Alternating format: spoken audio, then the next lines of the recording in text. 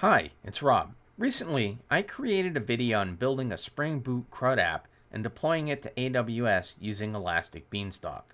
I've added a link to the video in the description below because it will walk you through creating the app that I'll use to deploy in this video. So, this video picks up where the prior video left off, when writing the code for the Spring Boot app. You can skip the part about deploying to AWS, unless you're interested in doing that, of course. We'll start by creating a user-defined bridge network for the MySQL and Spring Boot containers to run on. Then, we'll spin up a MySQL container on the network, and finally build an image from a Dockerfile we create for the Spring Boot container, spin up an instance of that, and test it out. So I'll start by launching IntelliJ and opening the POM file, and going to the build node. And I'll add a final name of contacts-app for the jar. Then I'll jump into application properties, and here I want to replace localhost with the name of the container that I'll be running the MySQL database in. And finally, in the root of the project, I want to create a Dockerfile. And in the Dockerfile, I'll start with from openjdk version 8. I want to expose the app on port 8080, and I need to add the contacts-app.jar file in the target folder to the image. And finally, I'll set the entry point to execute Java, passing -jar and pointing to the contacts-app.jar file. So I'll go ahead and save this and jump over to Maven and run a clean install to build our jar.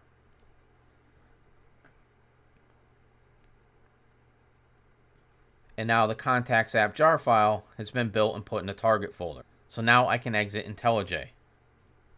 So in Docker on my local machine, I don't have any containers or images. So now I'm going to jump into a terminal, and I'm going to go ahead and create a network for both the MySQL container and the Java Spring container to run in.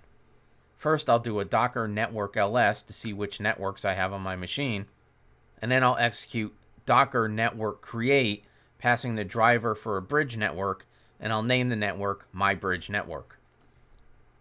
And if I do a docker network ls again, I'll see my bridge network has been added as a bridge network on my local machine. And now I want to spin up the container to run the MySQL database. And remember, I specified that I want the name of the container to be MyDB. I'm going to run it on my bridge network, and I'm going to pass an environment variable for the MySQL root password of root and the MySQL database of contactdb. I want to run it in detached mode, and the image that I want to use is MySQL 8.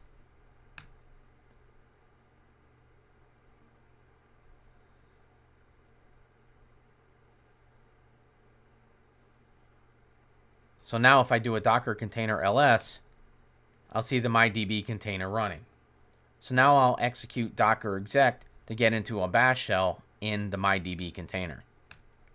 And I'll log into MySQL.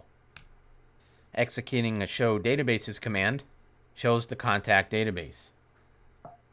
So now I'll execute the code to create the contact table.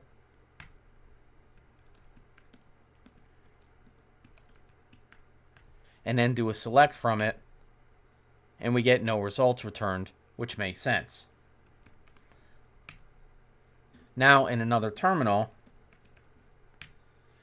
in the folder that has the Docker file, I'll go ahead and execute docker image build, tagging it with contacts app in the current folder. And now I'll run a container on my bridge network. I'll give it the name of contact app and expose port 8081 on my local machine, mapped to port 8080 in the container.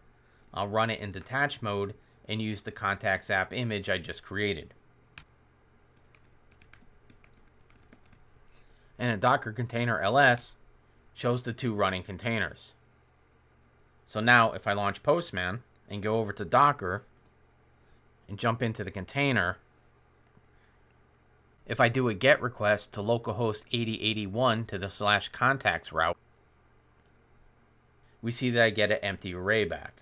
Now if I do a post to localhost 8081 /contact, passing it a name, email, and cell, we get a good response back. And then if I go back and do the GET request again, we see the one contact returned from the database running in the MyDB container. So that concludes this video on running a Spring Boot app in a MySQL database in separate containers on a user-defined bridge network. I hope you found it helpful.